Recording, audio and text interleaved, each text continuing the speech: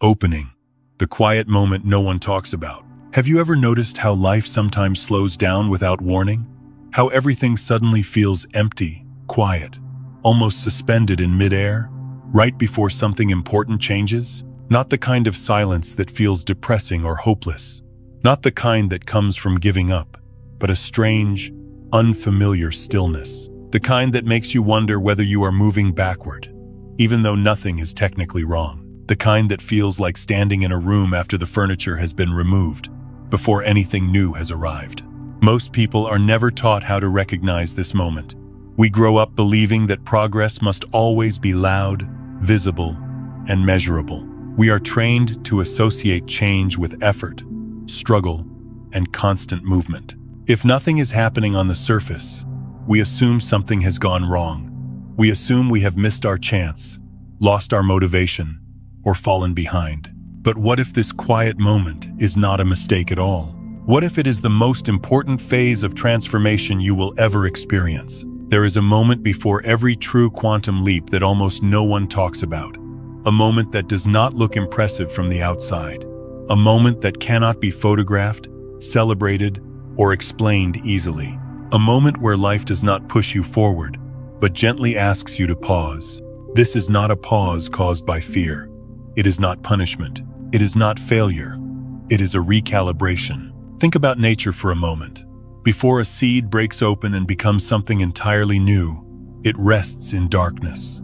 Before water changes its state, there is a moment where energy builds quietly, invisibly. Even in physics, before a particle jumps from one state to another, there is a subtle reorganization happening beneath the surface. Human consciousness follows the same principle. Before a quantum leap in your life, before a shift in identity, direction, or awareness, something within you becomes very still. The external noise softens. The old desires lose their urgency. The goals that once drove you forward no longer pull you with the same force. You are not broken. You are being reset. This is the moment most people misinterpret. They panic. They rush to fill the silence with distractions. They force new plans, new goals, new identities, simply to escape the discomfort of not knowing. And in doing so, they interrupt a process that was unfolding perfectly on its own. You see, society celebrates motion. It glorifies hustle, ambition, and visible success.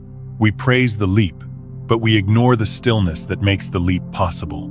We admire the transformation, but we overlook the quiet dismantling that precedes it. Yet the deepest changes in life never begin with action. They begin with awareness. When consciousness is preparing to shift, it withdraws energy from the outer world and redirects it inward, not as punishment, but as preparation.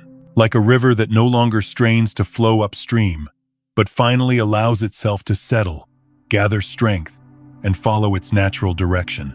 This is why the quiet moment often feels confusing. You are no longer aligned with the old patterns, but you have not yet stepped into the new ones. The mind, which depends on labels and timelines, finds this deeply uncomfortable. It wants certainty. It wants direction. It wants something to do, but awareness does not rush. In this space, nothing dramatic seems to happen, and yet, everything essential is taking place. Old identities loosen their grip. Beliefs you once lived by begin to dissolve without effort.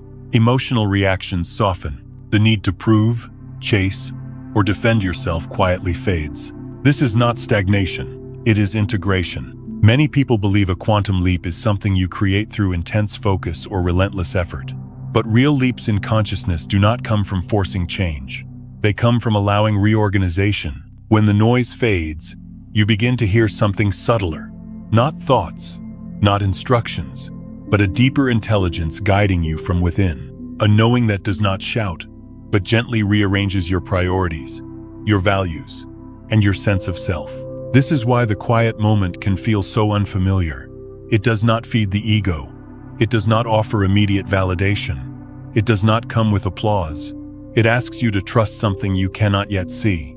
And for many, that is terrifying. But for those who stay, who resist the urge to interfere, this moment becomes sacred, because the silence is not empty. It is full of potential. It is the space where old stories stop repeating themselves, the space where the nervous system finally exhales, the space where life prepares to move you not incrementally, but fundamentally. You are not being asked to do more right now. You are being asked to notice how your inner world has already shifted, even if your outer world has not caught up yet. To notice how certain struggles no longer grip you the way they once did. To notice how you are less reactive, less desperate, less driven by fear. These are not small changes.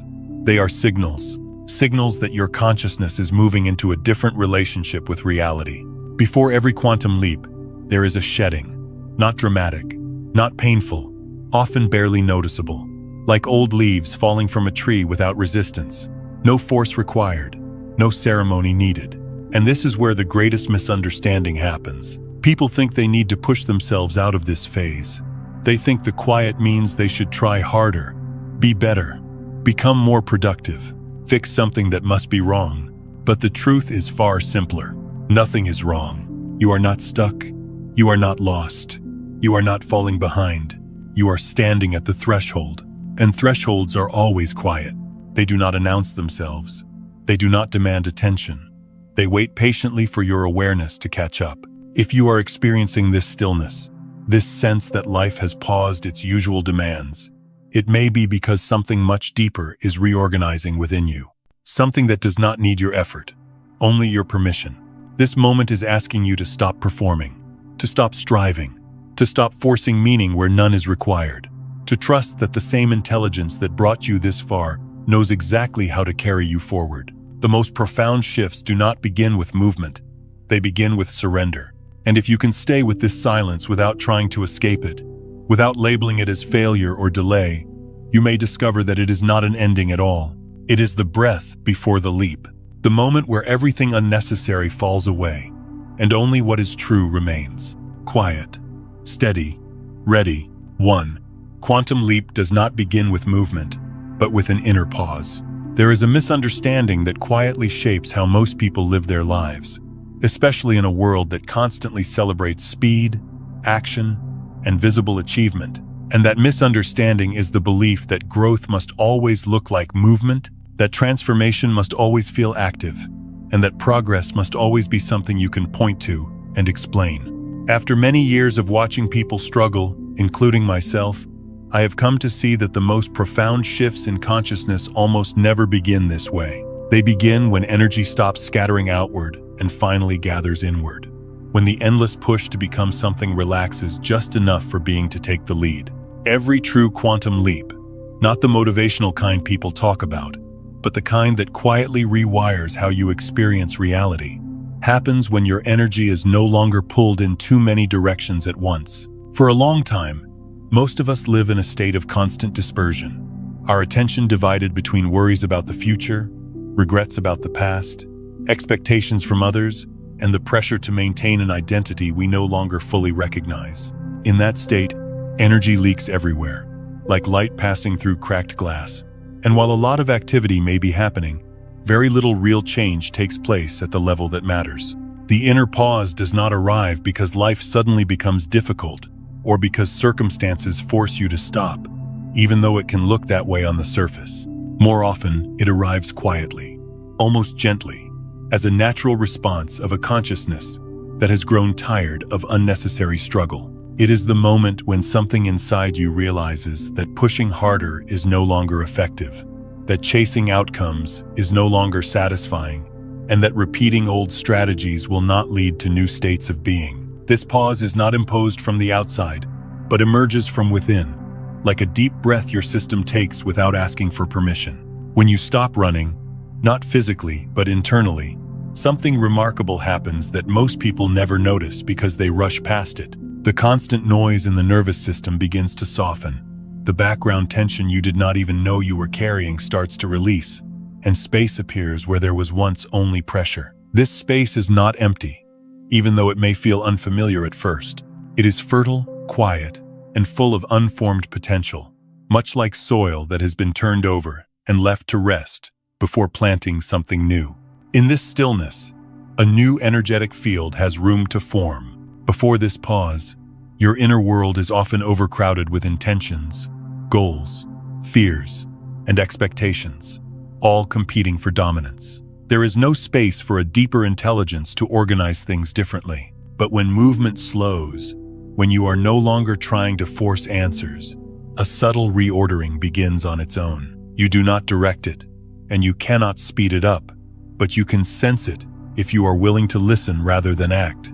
One of the most important effects of this inner stopping is its impact on the nervous system. For years, many people live in a state of low-level fight or flight without realizing it, constantly alert, constantly bracing, constantly preparing for something that never quite arrives. When the inner pause happens, the nervous system finally receives a signal that it is safe to soften, that it no longer needs to stay on guard. As the frequency lowers, intuition, which cannot speak over noise, finally finds a way to be heard. Not as a voice, not as instructions, but as a quiet sense of knowing that does not require justification. This is why the pause often feels strange, even uncomfortable at first.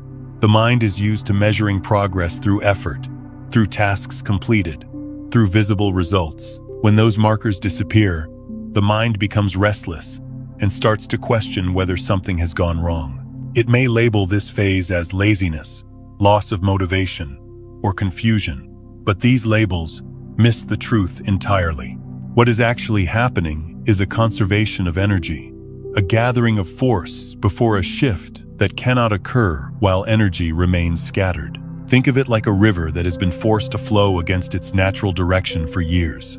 There is constant strain, constant erosion, constant effort just to keep moving. When the force that pushed it upstream finally releases, there is a moment where the water does not rush forward immediately. It settles, redistributes, and finds its natural path. Only then does it begin to move again, with far less resistance and far greater power. The pause is not the end of movement, but the end of unnecessary struggle. This phase can feel deceptively quiet on the outside. You may find that fewer things excite you in the way they once did, that old ambitions no longer generate the same urgency, and that you are less inclined to fill your days with activity just to feel productive. This is not a loss of drive, but a refinement of direction. Your system is learning the difference between movement that comes from fear and movement that arises from alignment. What makes this stage so challenging is that it offers very little reassurance to the ego. There are no clear milestones, no external applause, no dramatic signs that something important is happening. And yet, beneath the surface, energy is compressing, much like a spring being gently coiled, storing potential that will later release, not as chaos, but as clarity. This compression is necessary because a quantum leap is not an incremental improvement, but a change in state, and state changes require preparation at levels deeper than thought. In my own experience, and in listening to countless others over the years, this pause often comes after a period of intense effort or emotional exhaustion, when the old way of being has simply run out of energy. It is as if life itself says, quietly but firmly, that this is as far as you can go using the tools you have been using, and that something else must now take over. That something else is not effort, but awareness. Awareness does not push, does not rush, and does not argue with what is. It waits, observes, and allows patterns to dissolve on their own. During this time, insights may arise spontaneously, not because you were searching for them, but because the conditions finally allowed them to surface. Emotional reactions soften without deliberate work. Long-held tensions release without explanation, and certain attachments lose their grip without drama. None of this requires force, because force belongs to the old state you are leaving behind. This is why trying to accelerate this phase almost always backfires. When you sense the stillness and immediately try to escape it through new projects, new identities, or constant stimulation, you scatter the energy again and delay the very shift you are longing for. The pause is asking for trust, not action. It is asking you to remain present with uncertainty long enough for something more coherent to emerge. A quantum leap does not respond to impatience. It responds to readiness.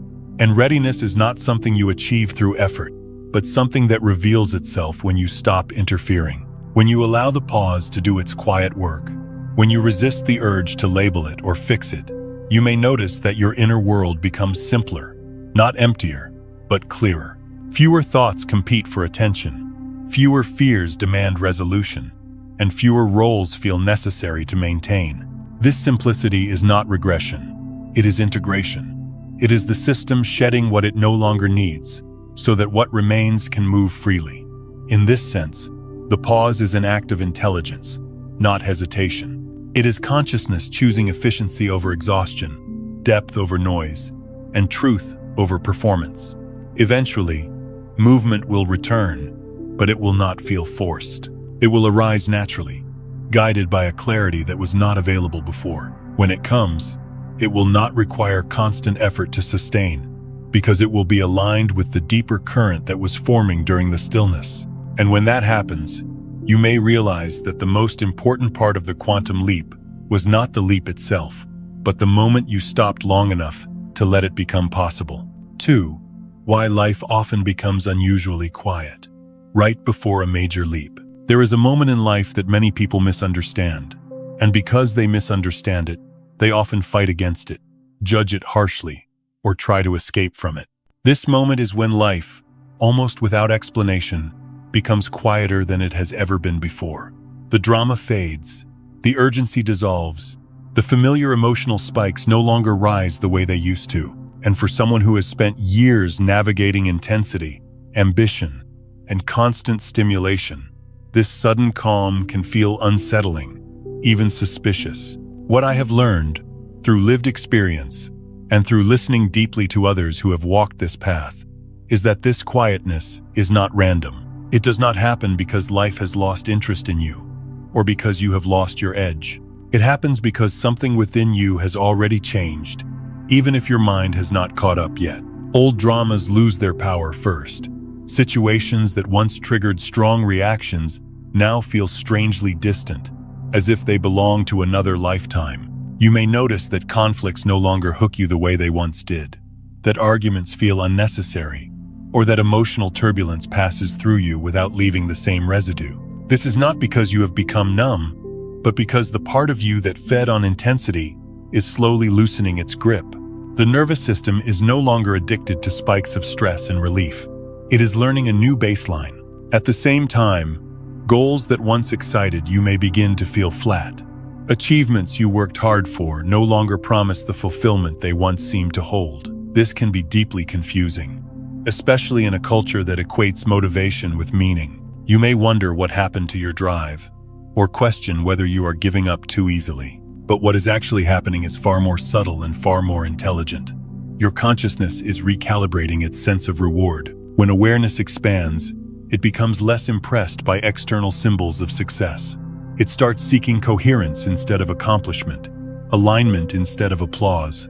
Goals that were born from comparison, fear, or the need to prove something quietly lose their magnetism. Not because they were wrong, but because you have outgrown the frequency that created them. And when those goals fall away, there is often a pause before new ones arise. A pause that feels like emptiness, only because the mind is not used to spaciousness. During this phase, the outer world often mirrors the inner shift. Life appears to slow down. Fewer invitations arrive. Fewer dramatic events demand your attention. Days may begin to feel simpler, even repetitive, and this simplicity can feel uncomfortable if you are used to defining yourself through constant engagement. But this slowing is not accidental. It is a synchronization. Your inner rhythm has changed, and the outer rhythm adjusts to match it. When the inner world moves faster than the outer world, we feel restless. When the outer world moves faster than the inner world, we feel overwhelmed.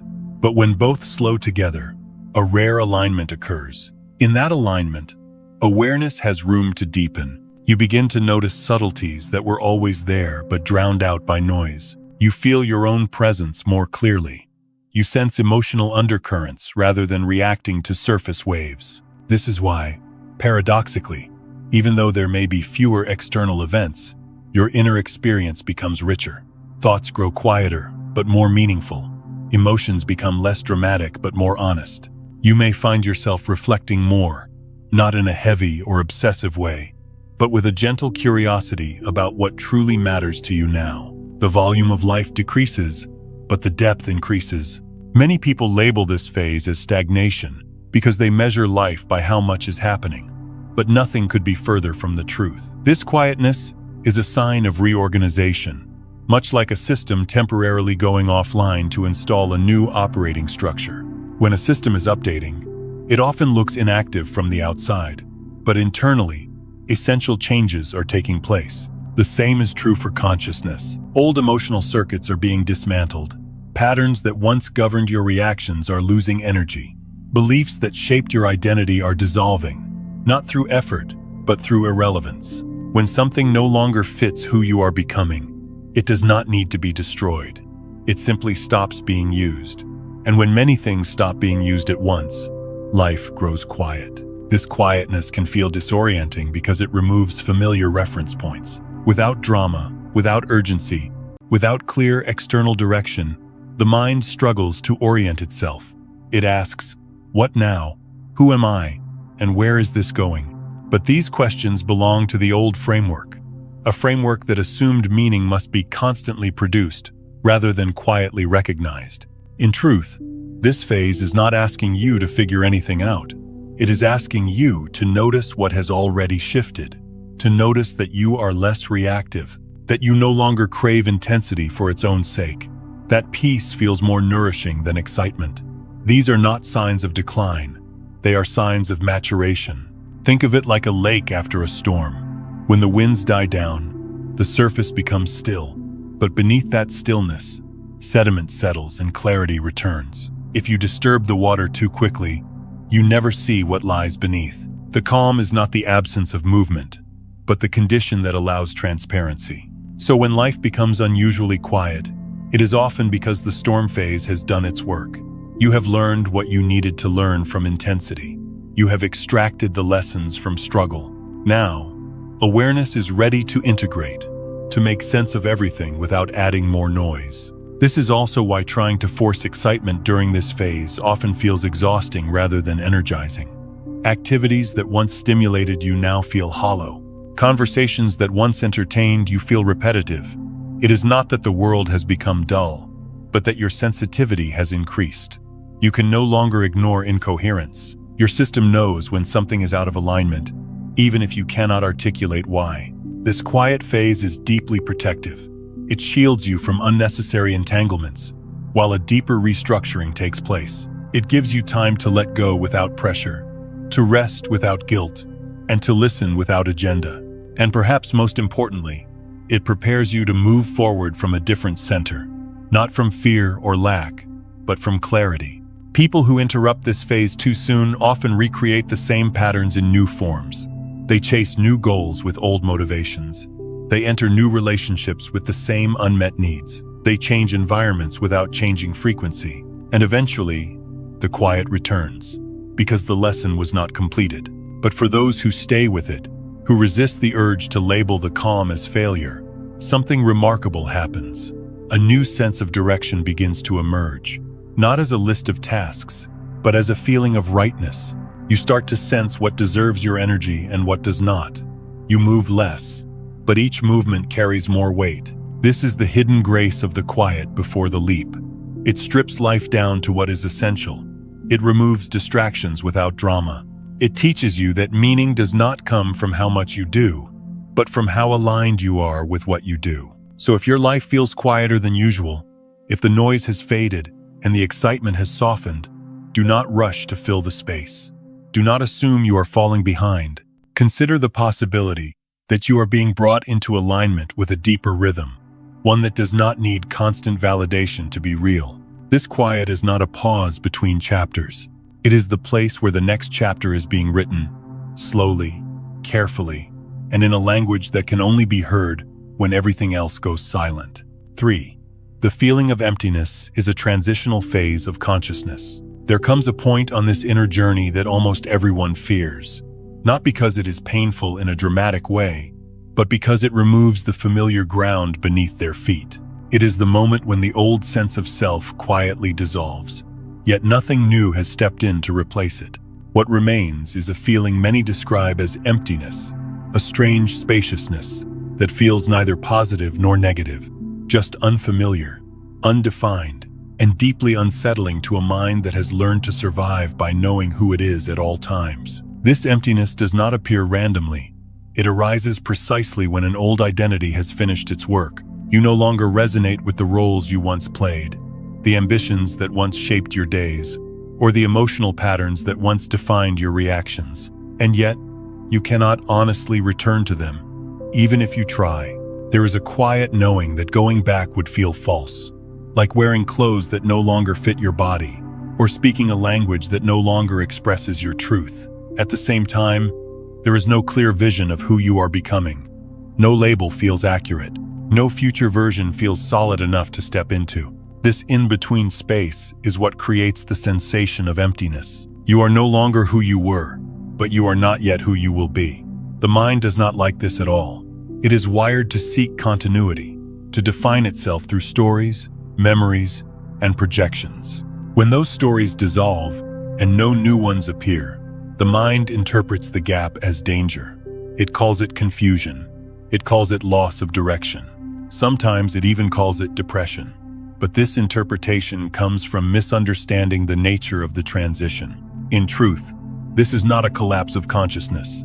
It is a suspension. In physics, there is a concept where a system exists in multiple potential states at once, not committed to any single outcome until observation or interaction collapses it into form. In a similar way, consciousness sometimes enters a phase where it releases commitment to any fixed identity, allowing multiple possibilities to coexist without choosing any of them. This is deeply uncomfortable for the ego, which depends on certainty, but it is profoundly fertile for awareness. In this uncommitted state, you may feel like you are floating without direction, but something very important is happening beneath the surface. The habitual reference points that once guided your decisions are no longer running the show. You are not reacting from old conditioning. You are not driven by inherited beliefs. You are not automatically repeating patterns simply because they are familiar. For the first time, there is space. Most people are never taught how to stay in this space.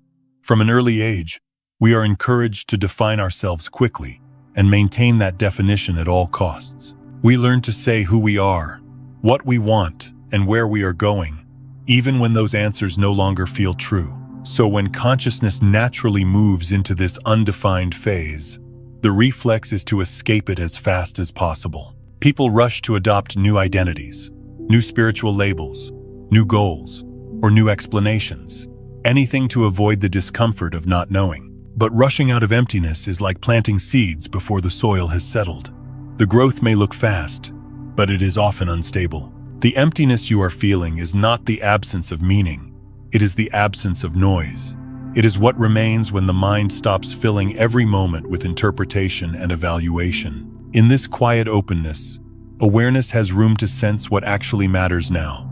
Not what used to matter, not what you were told should matter, but what resonates at the deepest level of your being. This is why the emptiness can feel both heavy and peaceful at the same time. Heavy, because the familiar scaffolding of identity has fallen away.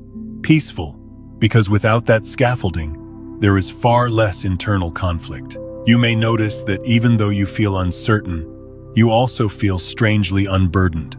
Fewer things upset you deeply. Fewer opinions feel necessary to defend. Fewer outcomes feel urgent to control. The mind may interpret this as apathy or loss of passion, but that interpretation is premature. What is actually happening is a withdrawal of energy from attachments that no longer serve your evolution. Passion driven by fear, lack, or the need to prove something is slowly dissolving. What remains is a quieter, more stable presence that does not need intensity to feel alive. This phase is often misunderstood as a problem because it does not fit into the usual narratives of success or spiritual progress. It does not look like achievement. It does not feel like enlightenment. It does not come with clarity or confidence. It comes with openness. And openness is frightening to a mind that has learned to survive through control. Yet this openness is where true creativity lives. When consciousness is no longer confined to a narrow identity, it becomes receptive.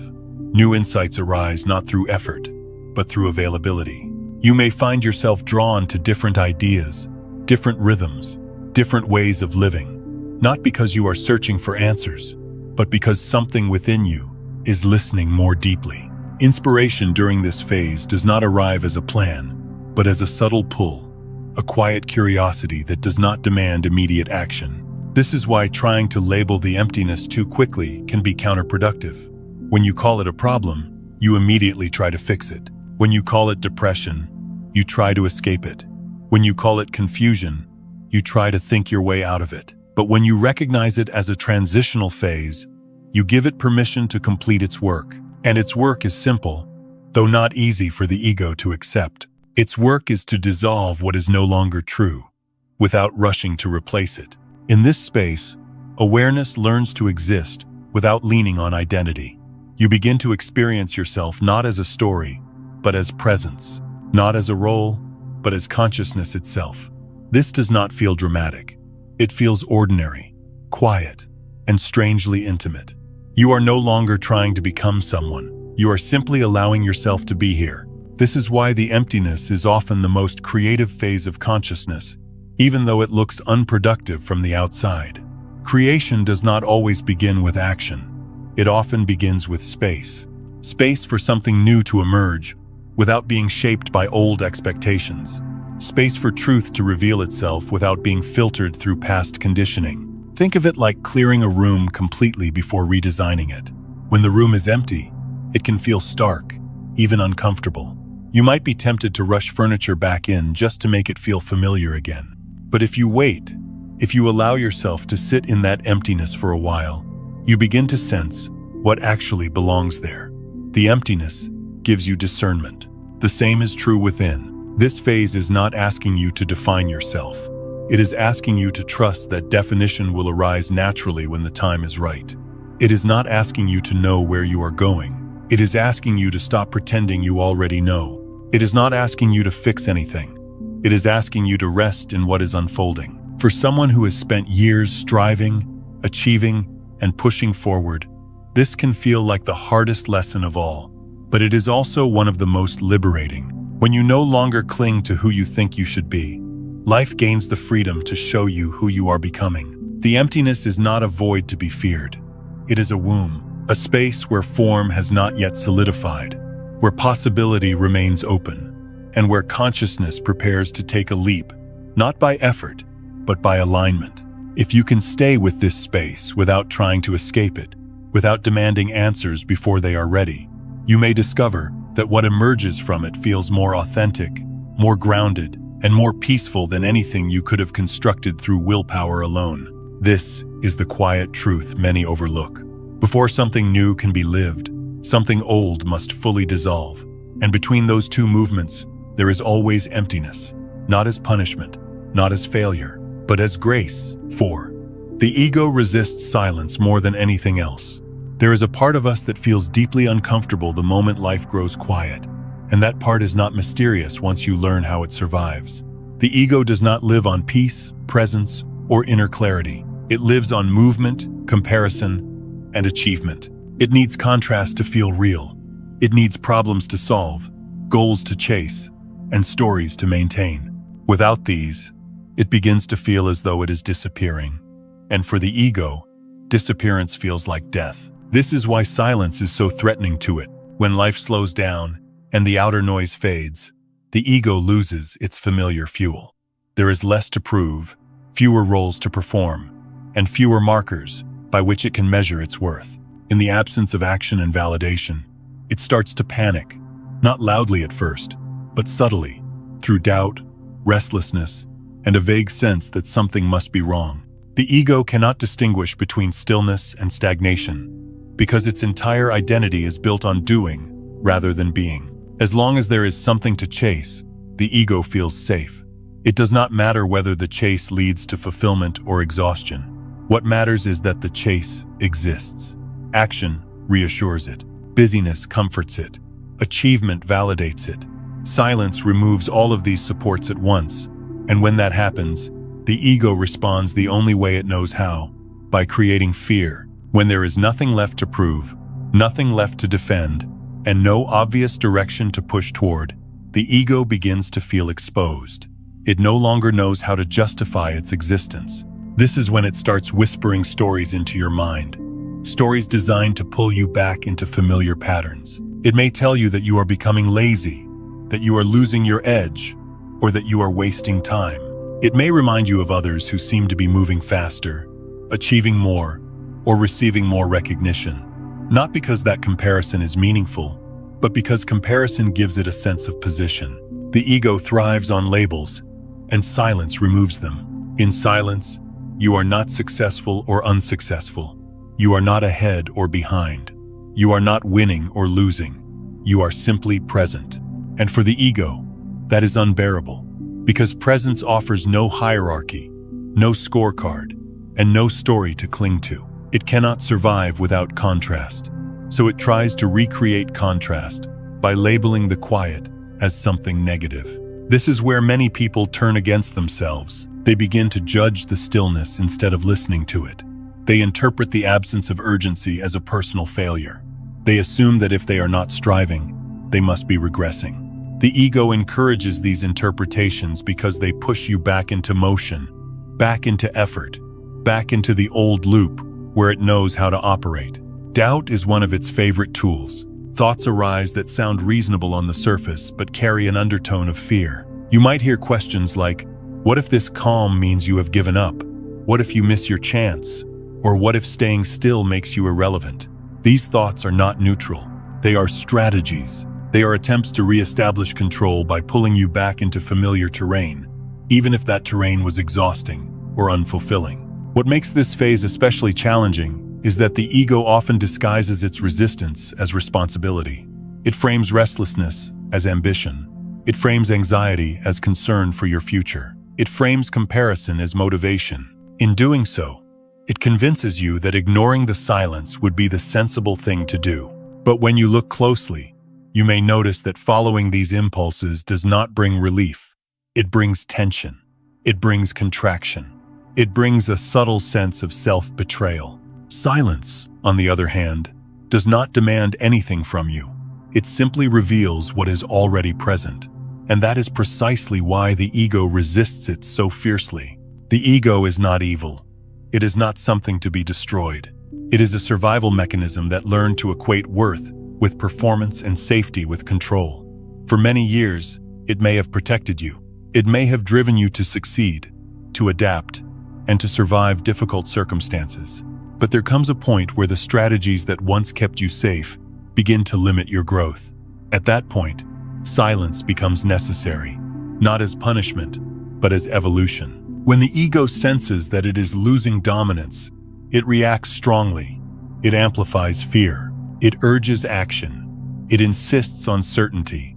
All of this happens not because you are doing something wrong, but because you are doing something new. You are stepping into a space where identity loosens and awareness expands, and the ego does not know how to function there. Recognizing this is a turning point. The moment you begin to notice the ego's voice rather than automatically obeying it, a small but profound shift occurs. You no longer mistake every anxious thought for truth. You no longer assume that discomfort means danger. You begin to see that much of the inner pressure you feel is not coming from life itself, but from a part of you that is afraid of losing relevance. This recognition does not silence the ego immediately. It softens its grip.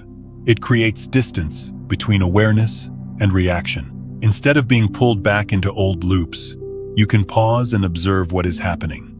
You can feel the urge to act without acting on it. You can hear the doubts without needing to resolve them right away. This is the beginning of inner freedom. Freedom does not mean the ego disappears. It means it no longer runs the show. It means you can allow silence without rushing to fill it. It means you can sit with uncertainty without demanding instant clarity. It means you can rest without needing to justify your rest. For someone who has lived under the constant pressure of proving their worth, this can feel revolutionary. Silence becomes a mirror rather than a threat. It shows you how much of your energy was tied up in maintaining an image, meeting expectations, or chasing validation. And as that energy returns to you, something deeper begins to emerge. Presence. In presence, there is no need to compare yourself to others, because comparison loses its meaning when you are fully here. In presence, there is no need to constantly improve yourself, because you are not experiencing yourself as a problem to be solved. In presence, the mind relaxes its grip, and a quieter intelligence takes the lead. This is why silence is not empty. It is full of awareness. The ego calls silence stagnation because it cannot measure it. It calls it failure because it cannot control it. It calls it laziness because it cannot profit from it. But awareness recognizes silence as integration, as the space where fragmented parts come back together, where the nervous system resets, and where life reorganizes itself from the inside out. When you stop fighting the ego's resistance and start understanding it, something unexpected happens. The resistance loses its urgency. The thoughts still arise, but they do not carry the same weight. You see them for what they are, echoes of an old survival strategy, not instructions you must follow. This understanding allows you to stay with the silence longer. And the longer you stay, the more you realize that nothing is missing. You are not falling behind. You are not wasting time. You are not disappearing. You are simply no longer feeding a part of you that thrived on struggle. And in that realization, a deeper trust begins to form. Trust that life does not need to be forced. Trust that clarity will arise without pressure. Trust that the next movement will come not from fear, but from alignment. The ego resists silence because silence reveals that control was never the source of safety. Awareness was. When you recognize the ego's voice and choose not to obey it, you are not rejecting yourself. You are freeing yourself. You are allowing the part of you that does not need constant validation to come forward. And that part does not rush. It listens. It waits. It moves only when movement is true. This is why recognizing the ego's resistance to silence is such a powerful step. It marks the moment when you stop mistaking noise for life and begin to understand that the deepest transformations occur not when you push harder, but when you finally allow yourself to be still. 5. The moment of silence is when the quantum field is reorganizing. There is a truth that becomes clear only after you have lived long enough to watch several inner cycles complete themselves. And that truth is this: real change rarely announces itself. The most important transformations do not arrive with fireworks or dramatic signs. They arrive quietly, almost invisibly, during moments when it feels like nothing is happening at all. This is not coincidence. It is the way complex systems, including human consciousness, naturally reorganize themselves. Before any true quantum shift can occur, a system must reach a new state of balance.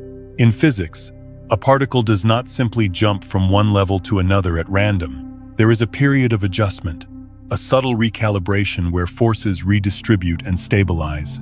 Only when that internal coherence is achieved does the leap happen. Consciousness follows the same principle, even though we are rarely taught to recognize it. When silence enters your life, when activity slows and external stimulation fades, it often means that your inner system is doing essential work. Not the kind of work that produces immediate results, but the kind that changes the foundation upon which all future results will stand. This work cannot happen while attention is scattered, while the mind is constantly reacting, or while the nervous system remains in a state of chronic tension. Silence creates the conditions for reorganization. In this quiet phase, old beliefs begin to loosen without confrontation. You may notice that certain thoughts no longer feel convincing, even though they once defined how you saw yourself and the world. Assumptions you lived by quietly lose their authority, not because you argued with them or replaced them with new affirmations, but because they no longer resonate with who you are becoming. They fall away the way a tree releases leaves it no longer needs, without effort, without drama. This is one of the most misunderstood aspects of growth. Many people believe that changing beliefs requires intense focus, repetition, or willpower. But the deepest belief shifts often happen when you stop trying to change anything at all. They happen when awareness expands to the point where certain beliefs simply cannot survive anymore. Silence accelerates this process because it removes the noise that keeps outdated structures in place. Energy, during this phase, is not lost. It is redistributed. From the outside, it may look like you have less drive, less ambition, or less urgency. But internally, energy is being withdrawn from patterns that no longer serve your evolution and redirected towards something more coherent. This can feel disorienting because the familiar ways you used to motivate yourself no longer work. Fear does not push you the way it once did. Desire does not pull you with the same force.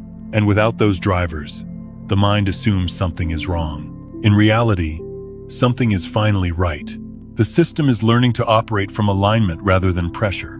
Energy that was once spent on maintaining identity, defending beliefs, or chasing validation is now available for integration. This integration does not produce immediate action. It produces stability. It creates a quieter, more grounded presence that does not need constant reinforcement. This is why there are often no visible signs of progress during this phase. Nothing dramatic changes on the surface. Your routines may look the same. Your circumstances may remain unchanged. But inside, a deep restructuring is taking place. Emotional reactions soften. Old triggers lose their charge. Decisions begin to feel simpler, even if they are not yet acted upon. You may find yourself less interested in explaining yourself and more comfortable with not having answers. These are subtle indicators of a system that is reorganizing itself at a foundational level. Think of it like renovating a house from the inside out. When plumbing and wiring are being replaced, the exterior may look unchanged for a long time. To an observer, it might appear as though nothing is happening. But once the internal structure is complete, the visible transformation can happen quickly and effortlessly. Consciousness works the same way. It prepares the unseen long before the seen can shift. This is also why trying to force movement during this phase often feels exhausting or unproductive. When the system is recalibrating, pushing it to perform creates friction. Actions feel heavy. Efforts yield little satisfaction. The more you try to rush the process, the more resistance you encounter. This resistance is not punishment. It is feedback. It is the system signaling that it needs coherence, not acceleration. Silence allows that coherence to form. In silence, the mind stops constantly interfering with natural intelligence. The nervous system has space to settle. Awareness becomes more refined. Instead of reacting to life, you begin to sense it. Instead of chasing outcomes, you start to notice patterns. This is not passivity. It is a different mode of engagement, one that prioritizes listening over controlling. During this time, you may feel as though you are standing still while the world continues to move. But in truth, you are moving in a direction that cannot yet be measured by external standards. You are shifting the frequency from which you engage with reality. And frequency changes always precede form changes. Old emotional habits dissolve quietly during this phase. You may notice that certain situations no longer provoke the same response. Where there was once anxiety, there is now neutrality. Where there was once urgency, there is now patience. These shifts happen without conscious effort, because the underlying structure that produced the reactions is being dismantled. This is the kind of change that lasts, because it is not imposed from the mind. It emerges from a deeper alignment between awareness and experience. Many people become uncomfortable here because they expect change to feel like movement. They expect momentum. They expect visible progress. When none of that appears, they doubt the process. They assume they are stuck, but being stuck feels tense. This phase feels spacious, even if it is uncertain. That difference matters. The quiet reorganization of the quantum field within you does not ask for your analysis. It asks for your trust. Trust not as blind belief, but as a willingness to stay present without forcing resolution. It asks you to allow the system to complete its work without interruption. This is not always easy, especially for those who have learned to survive by anticipating problems and controlling outcomes. Silence feels risky to a mind trained in vigilance, but when you stay with it long enough, you begin to sense that nothing essential is being lost. Only what no longer belongs is falling away. And as this reorganization completes itself, something new begins to take shape, not as a clear plan, but as a quiet readiness. A sense that when movement returns, it will be cleaner, simpler, and more aligned than before. The leap will not require force, because the system will already be prepared to receive it. This is the paradox of the quantum moment. The less you try to control it, the more effectively it works. The more you allow silence to do its work, the more profound the eventual shift becomes. Because the leap itself is not created in the moment of action. It is created here, in the stillness, where energy finds a new structure and awareness learns to rest in coherence. From the outside, Nothing may seem to be happening, but inside, everything is changing. 6. As you move closer to a quantum leap, the need to prove yourself quietly dissolves. There is a subtle shift that happens when consciousness matures, and it is often overlooked because it does not look impressive from the outside. In fact, it can look like withdrawal, like passivity, or even like a loss of ambition to those who are still measuring life through performance. But from the inside, this shift feels like relief. It feels like setting down a weight you did not realize you were carrying. The weight of explanation, the weight of justification, the weight of needing others to understand who you are and why you are doing what you are doing. As you move closer to a true quantum leap, something deep within you begins to recognize that your path does not need approval in order to be valid. You stop feeling the urge to narrate your journey, to defend your choices, or to convince others that what you are experiencing is real. Not because you have become indifferent to people, but because your sense of orientation has changed. You are no longer looking outward for confirmation that you are moving in the right direction. This is often confusing at first. For many years, communication may have been your way of grounding yourself. You explained your plans to feel confident. You shared your struggles to feel supported. You spoke about your goals to make them feel tangible. And then, gradually, that impulse fades. You still care. You still connect. But the urgency to be understood dissolves. Silence stops feeling awkward and starts feeling natural. In this stage, silence is no longer something you endure. It becomes something you inhabit. You may notice that conversations change. You speak less, but when you do speak, your words feel more precise, more honest, less performative. You no longer fill space with unnecessary explanations or opinions. You are comfortable letting pauses exist without rushing to cover them. This is not social detachment. It is presence.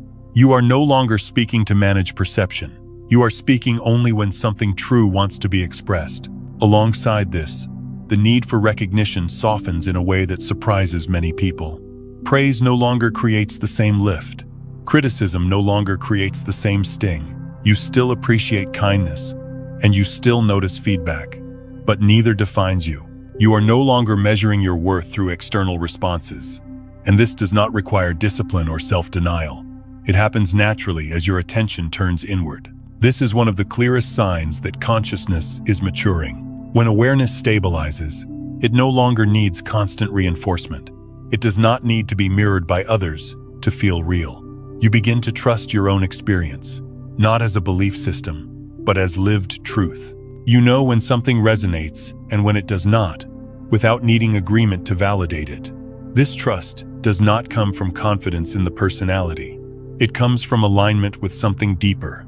The mind, especially in earlier stages of development, seeks reassurance through comparison. It looks outward to gauge whether it is doing well, whether it is ahead or behind, whether it belongs. But as you approach a quantum leap, comparison loses its grip, not because you consciously reject it, but because it no longer answers the questions you are asking. You are no longer trying to prove that you are enough. You are trying to live what feels coherent. This is why you may find yourself less interested in explaining your inner shifts to people who are not experiencing them. You are not hiding. You are conserving energy. You recognize that some things cannot be transmitted through words, especially when the listener is not ready or not open.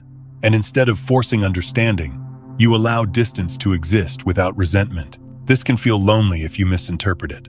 But loneliness implies a lack. And what you are experiencing is not lack. It is sufficiency.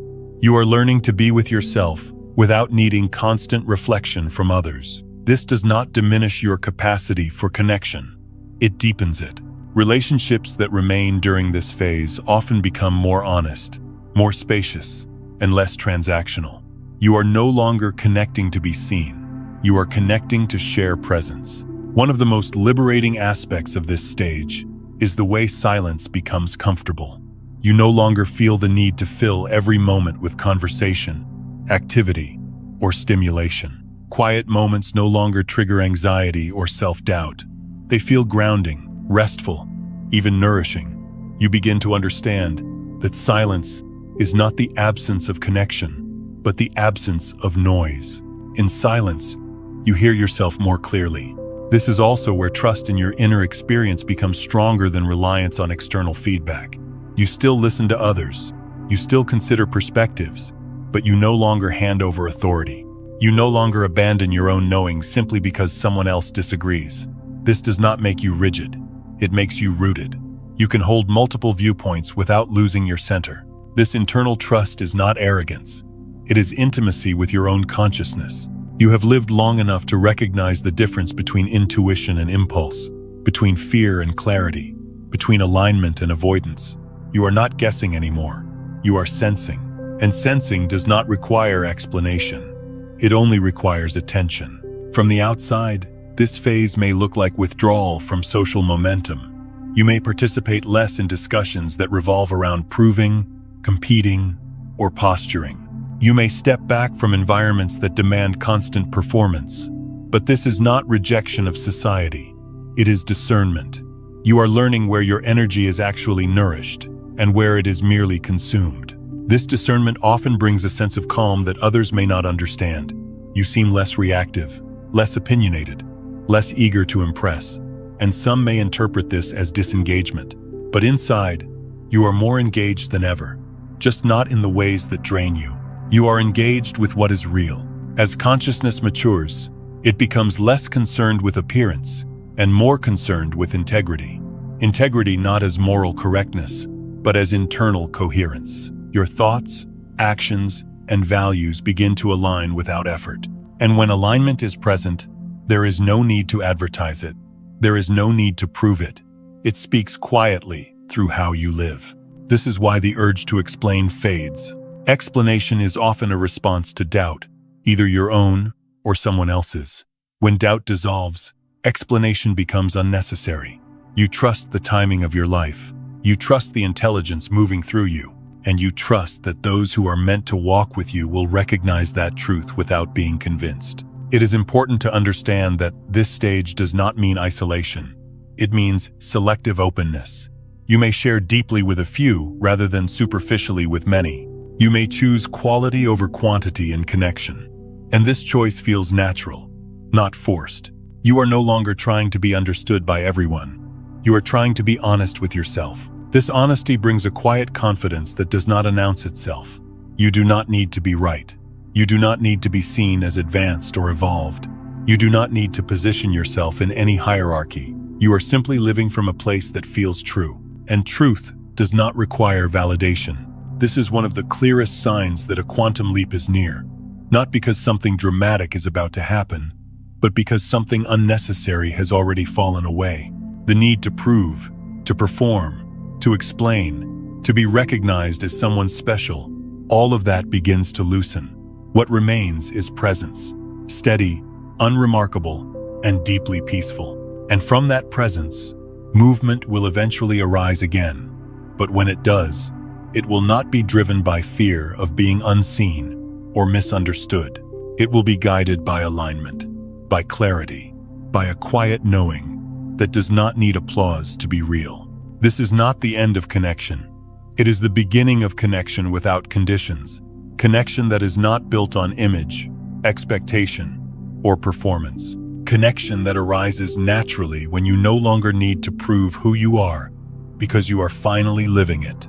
7. Letting go happens gently, without force or willpower. There is a version of letting go that many people are taught, and it often sounds like effort disguised as virtue. We are told to be strong, to make firm decisions, to cut ties, to discipline ourselves into change. This approach assumes that attachment is something we actively choose, and therefore something we must actively undo. But after walking through enough inner cycles, you begin to see that the deepest letting go never happens this way. It does not come from force. It comes from understanding. When you are truly ready to let go of something, there is no dramatic moment of decision. There is no internal battle. There is simply a quiet realization that what once held you no longer does. The grip loosens on its own, not because you tried to pry your fingers open, but because the reason for holding on has dissolved. This is one of the most misunderstood aspects of inner growth. You do not wake up one day and decide to release an old identity, a relationship, or a habit through sheer determination. What happens instead is far more subtle. Your awareness shifts.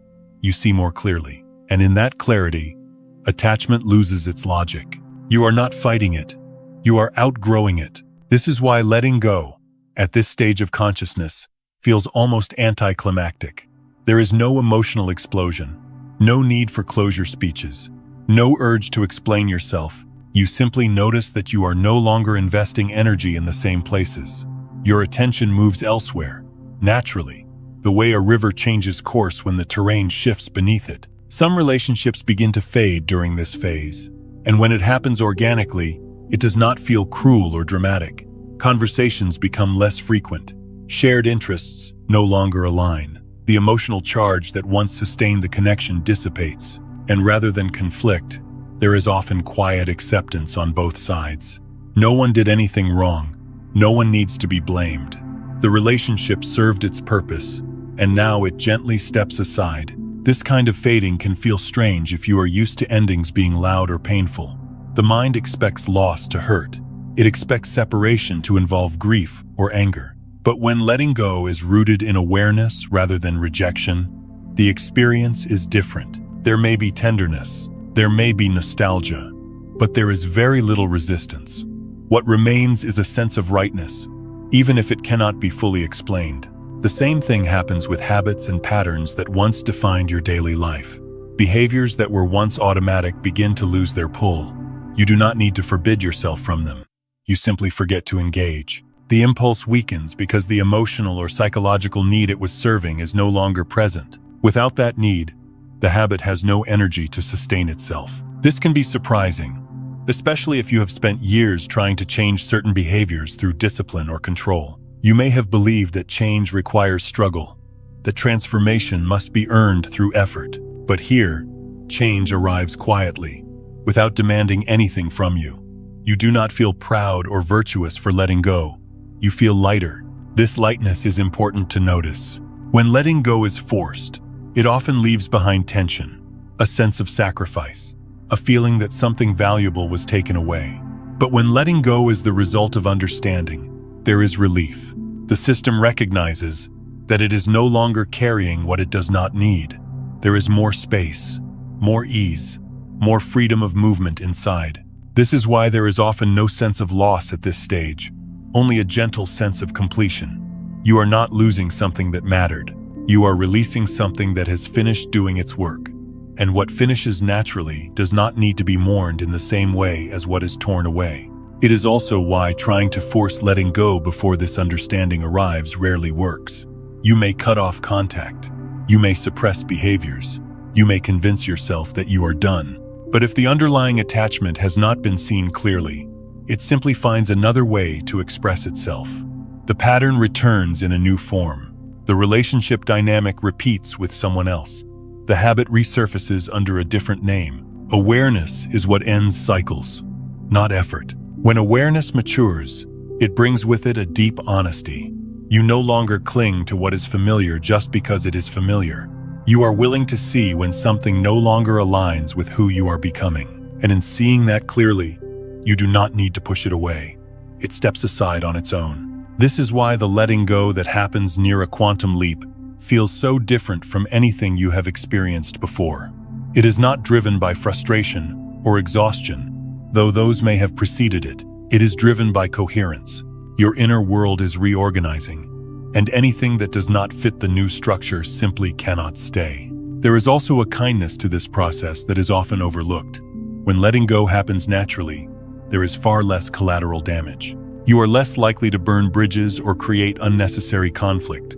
You are less likely to judge yourself or others. You recognize that everyone is acting from their own level of awareness, and that separation does not require blame. This kindness extends inward as well.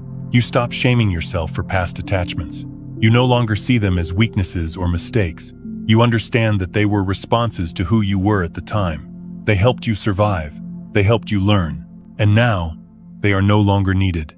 Gratitude replaces regret. Acceptance replaces judgment. This internal shift is subtle, but powerful. It changes how you relate to the idea of change itself. Change no longer feels like something you must impose on your life. It feels like something that emerges when the conditions are right. You trust the timing more.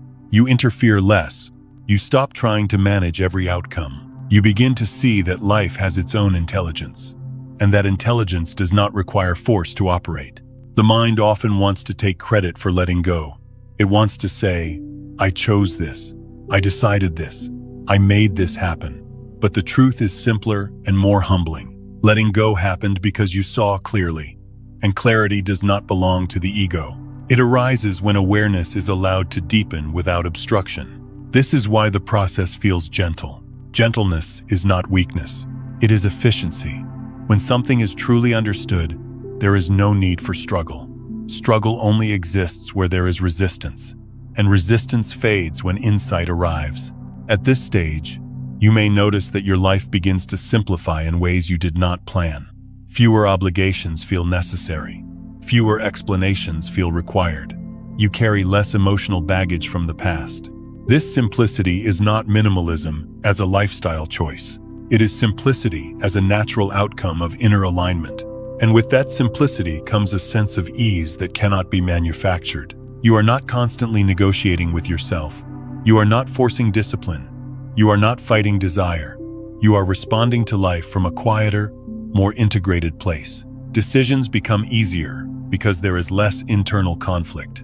You know what belongs and what does not without having to analyze it endlessly. This is the quiet grace of letting go when it happens at the right time. It teaches you that you do not need to rip things out of your life to grow.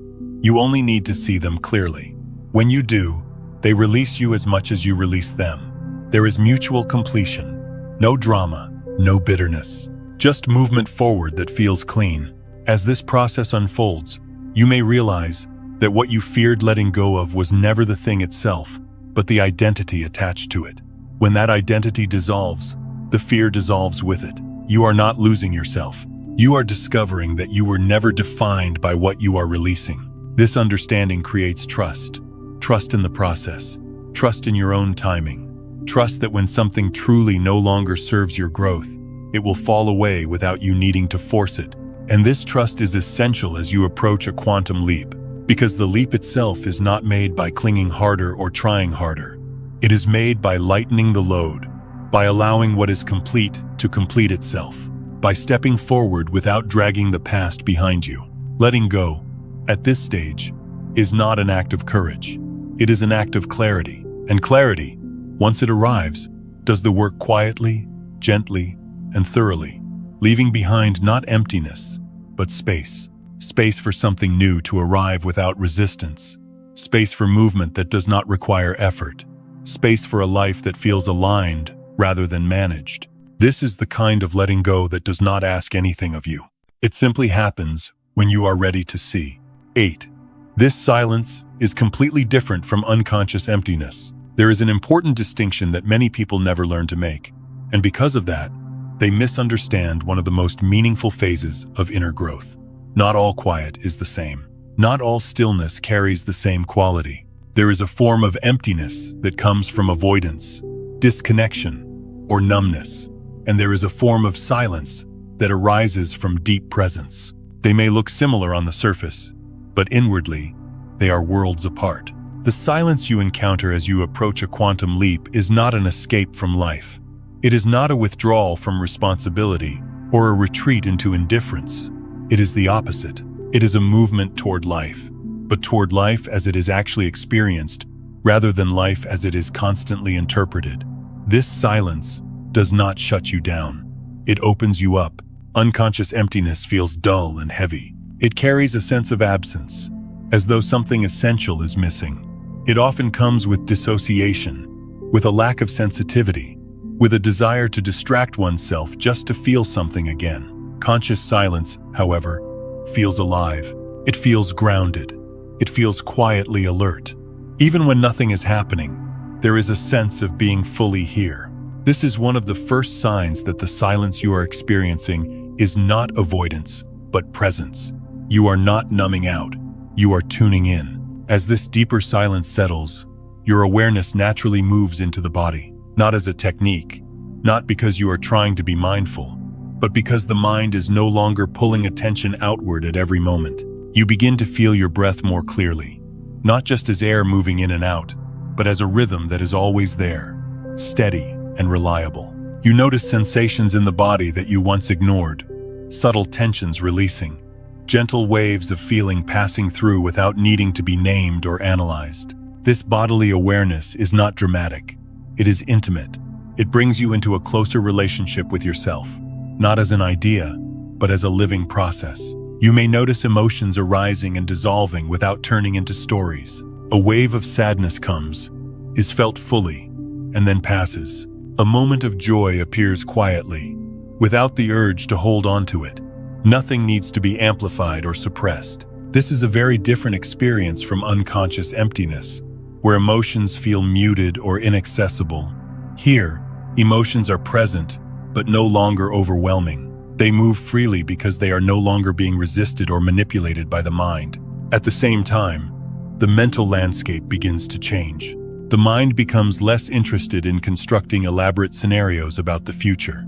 There is less planning, less rehearsing, less imagining what might go wrong or how things should unfold. This does not mean you become careless or irresponsible. It means the mind is no longer dominating every moment with projections. Thoughts still arise, but they feel lighter. They pass more easily. You do not feel compelled to follow each one to its conclusion. There is a growing recognition that most thoughts are simply movements of energy, not instructions that must be obeyed. And as this recognition deepens, the mind naturally quiets. In unconscious emptiness, the mind often feels foggy or chaotic. In conscious silence, the mind feels clear, even if it is quiet.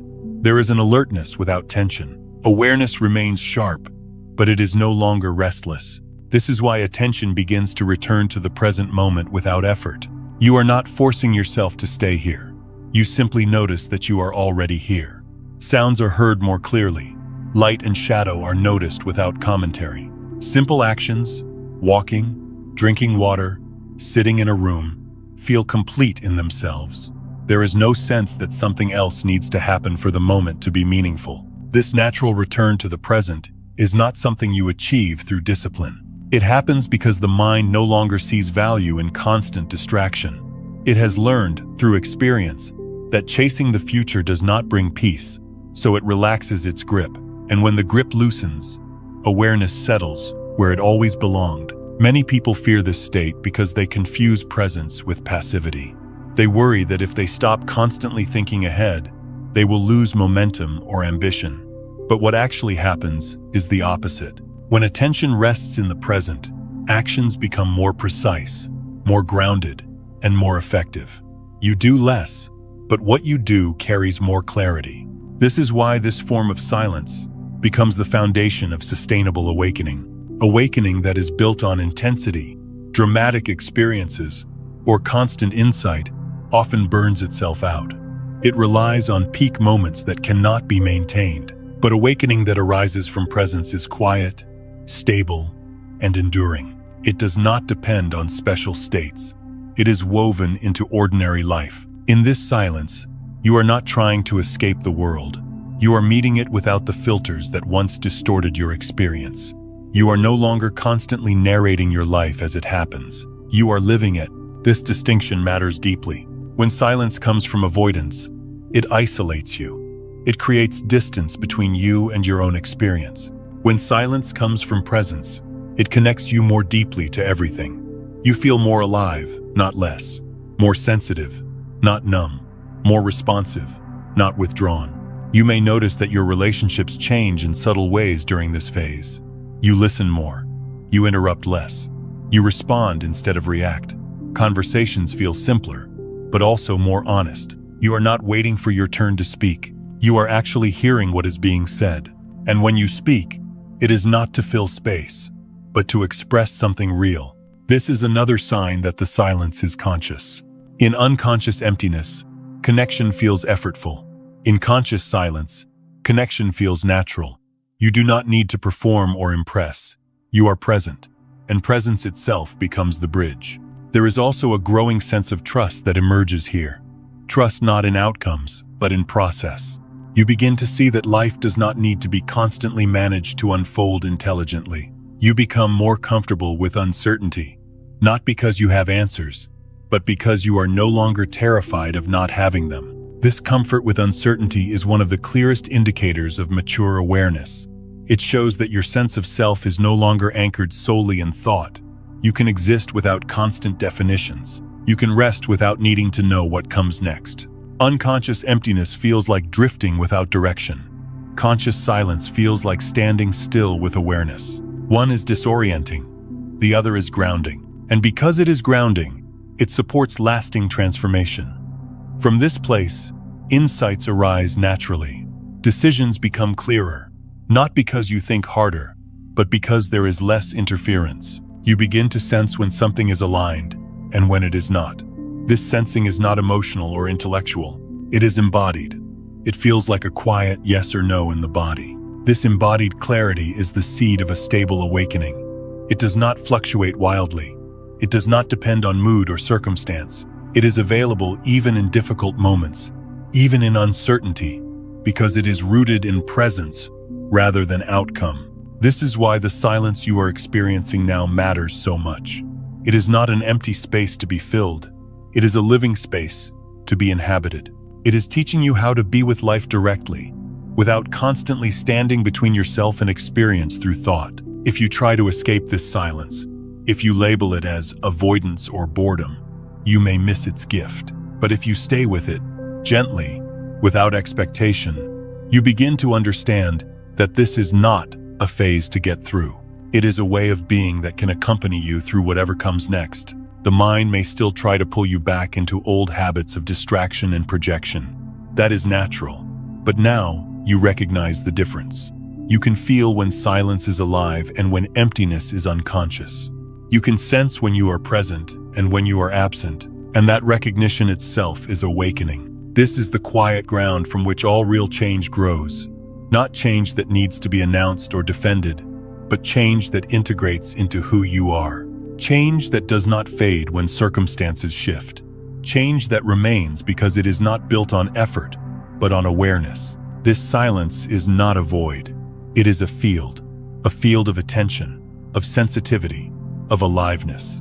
And as you learn to rest here, you are not leaving life behind. You are finally meeting it without resistance. 9. The subtle signs that you are very close to a quantum leap. There are moments in life when nothing dramatic announces itself, yet something unmistakable has shifted beneath the surface. These moments do not arrive with excitement or urgency. They arrive quietly, often so quietly that the mind almost misses them. And yet, once you have lived through enough inner transformations, you begin to recognize the signs, not loud signs, subtle ones, the kind that cannot be measured, only felt. One of the first signs is the disappearance of urgency. For most of your life, there may have been a background pressure pushing you forward, a sense that time was running out, that you needed to hurry, that something important would be lost if you did not reach a certain place fast enough. Even when things were going well, that pressure lingered. It shaped your decisions, your ambitions, and your fears.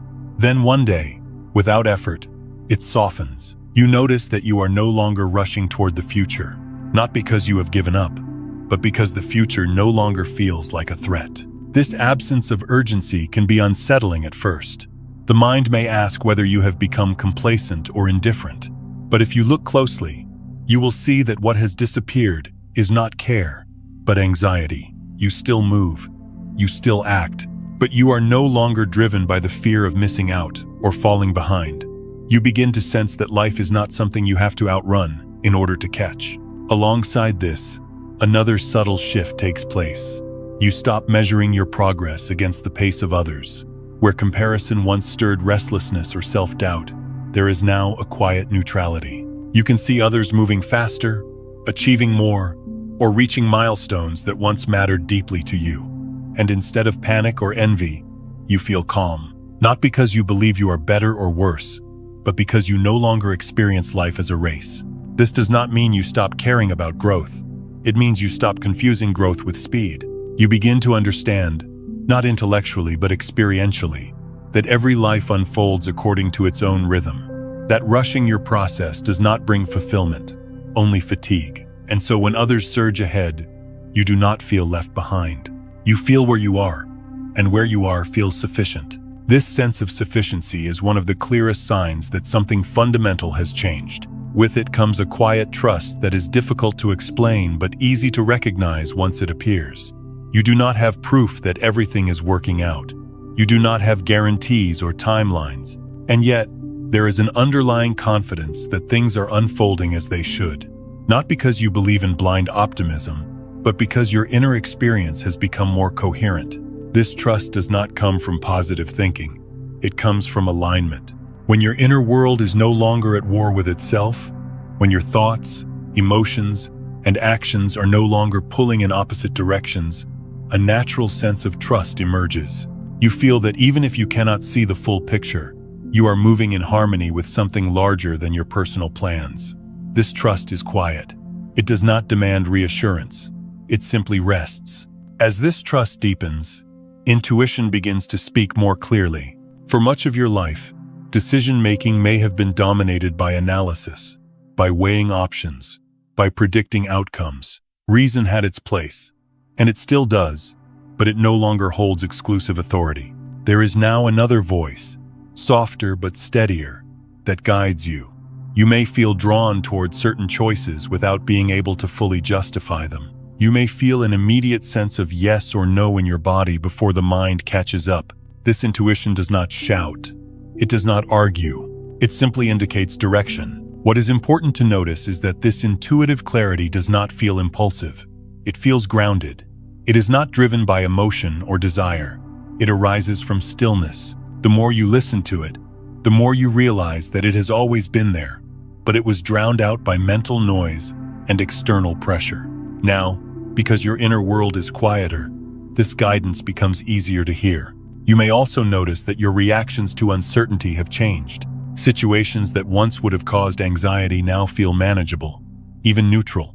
You still care about outcomes, but you are not consumed by them. There is a growing ability to sit with not knowing, without immediately needing resolution. This is a powerful indicator of proximity to a quantum leap. When consciousness is preparing to shift, it becomes less attached to specific forms.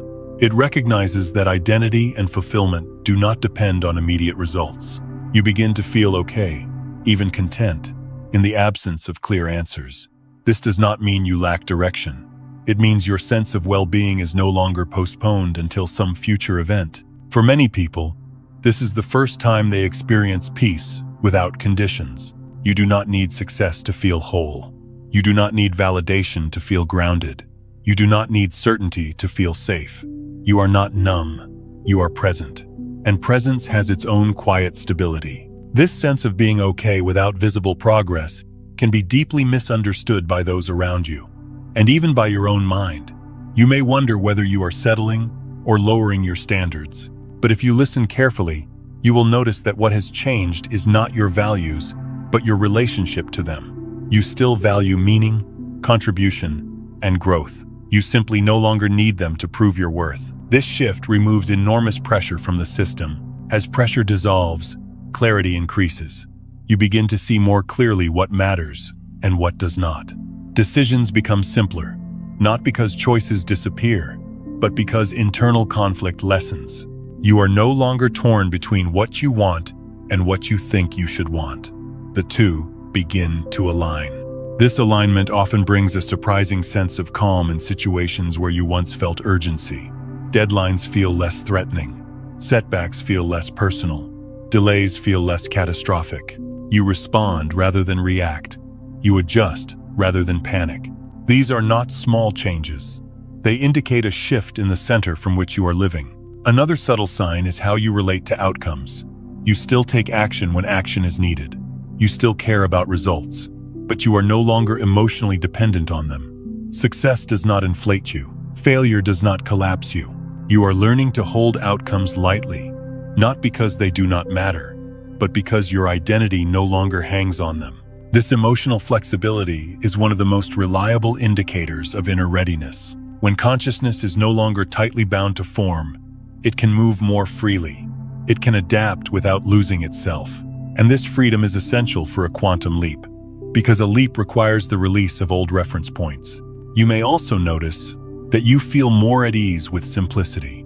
Your life may not look extraordinary from the outside, In fact, it may look quieter than ever, but inside, there is less friction, less internal negotiation, less self-criticism. You are not constantly asking whether you are doing enough or being enough. You are simply here, responding to life as it unfolds. This sense of being okay, even before anything tangible has changed, is perhaps the most telling sign of all. It shows that your nervous system has begun to trust the process.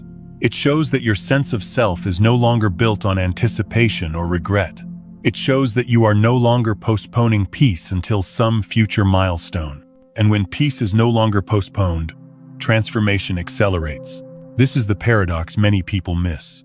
They believe that feeling okay will make them complacent, that contentment will dull ambition. But what actually happens is the opposite.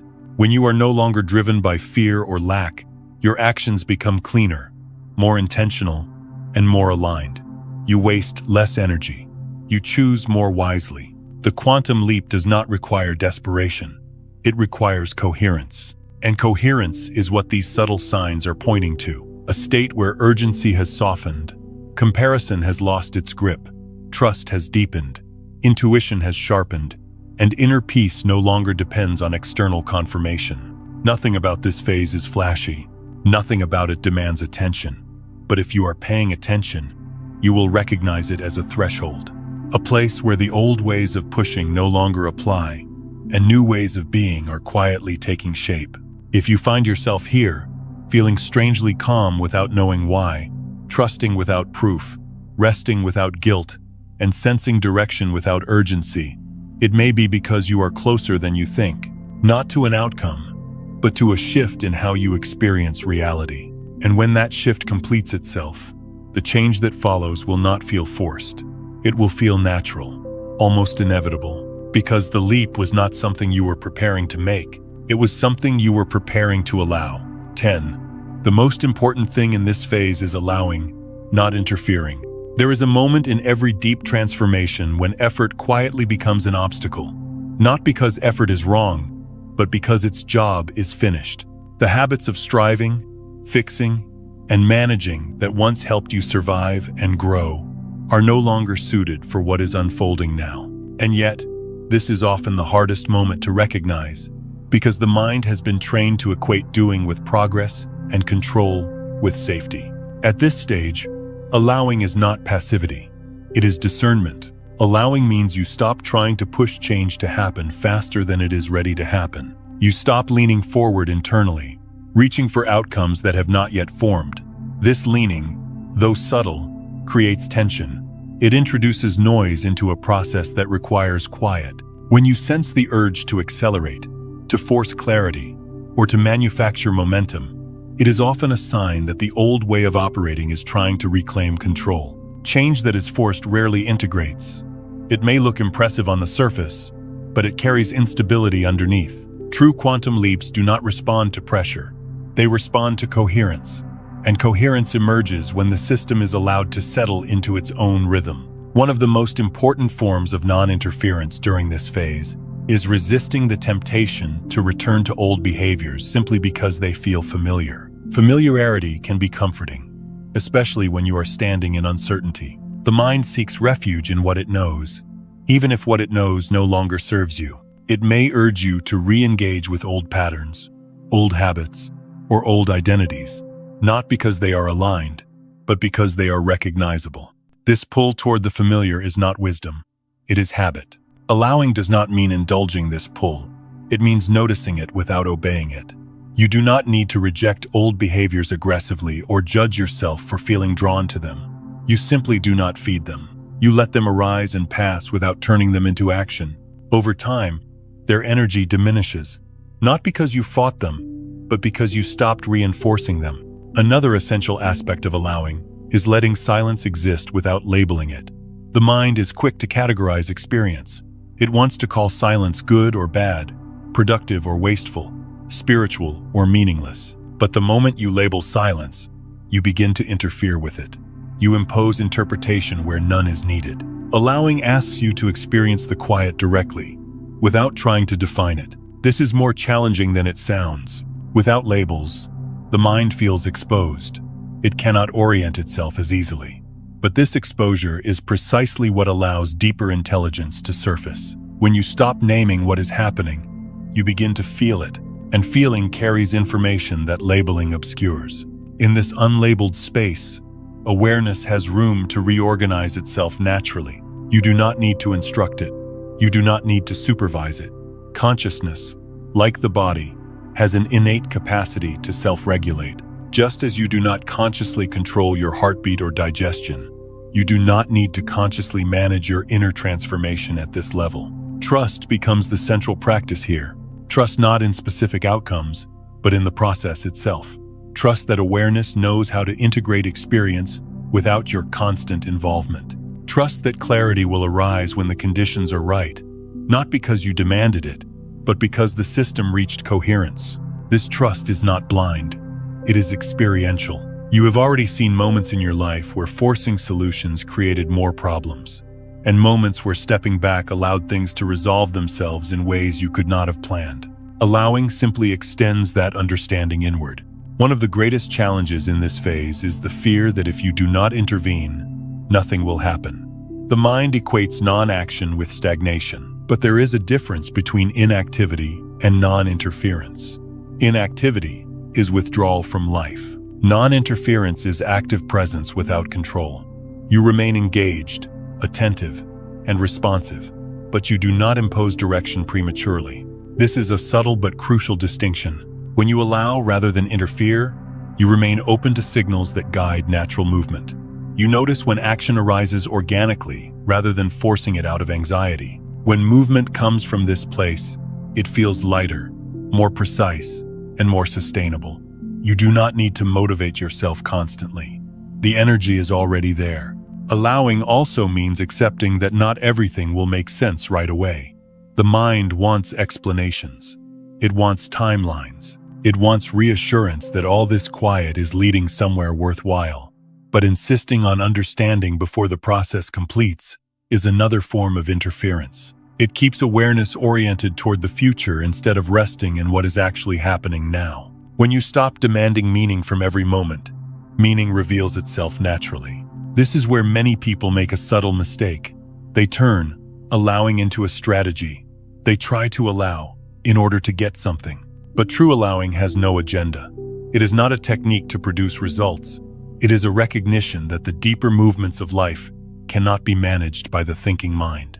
When allowing is genuine, it carries a quality of ease. You are not waiting impatiently for the next phase to arrive. You are not counting the days. You are not monitoring yourself to see if you are doing it right. You are simply present, responsive, and honest with what is. This honesty includes acknowledging moments of discomfort or doubt without trying to eliminate them. Allowing does not mean suppressing fear or pretending everything is peaceful.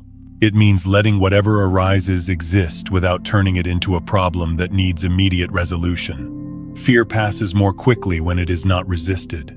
Doubt softens when it is not believed. In this space of non-interference, the intelligence of consciousness begins to express itself more clearly. Patterns align. Priorities reorganize. New impulses emerge quietly, not as demands, but as invitations. You may feel drawn to certain actions, conversations, or changes without understanding why. When these impulses arise from stillness rather than anxiety, they tend to be aligned. This is the doorway. The quantum leap does not occur because you pushed yourself hard enough or waited patiently enough. It occurs because you stopped obstructing it. You removed the internal friction that was preventing the system from settling into a new state. Allowing is the absence of resistance. When resistance dissolves, energy flows differently. It is no longer bound up in maintaining the old. It becomes available for the new. And when enough energy reorganizes at this deeper level, the shift happens naturally, not as a dramatic event, but as a simple recognition that something has already changed. Often, you only realize the leap after it has happened. You notice that your reactions are different. Your priorities have shifted. Your sense of self feels quieter, more grounded, less fragile. The world has not necessarily changed, but your relationship to it has. And that change is irreversible, because it is not based on effort. This is why allowing is the most important thing you can do in this phase. not because it guarantees a specific outcome, but because it creates the conditions in which transformation can complete itself. You are no longer standing in the way of your own evolution. You are walking alongside it, trusting its timing, respecting its intelligence, and giving it the space it needs to unfold. The door to a quantum leap is not opened by force. It opens when you stop pushing on it and realize it was never locked in the first place. Do not break this moment of silence. There is something important I want you to hear, not as an idea to think about, but as a truth to feel quietly inside yourself. The stillness you are experiencing right now is not an empty space. It is not a pause caused by failure, confusion, or loss of direction. It is a threshold, a narrow crossing between who you have been and who you are becoming. And thresholds, by their very nature, are quiet. Nothing announces them. Nothing guarantees them. They do not demand effort or courage in the way we usually imagine courage.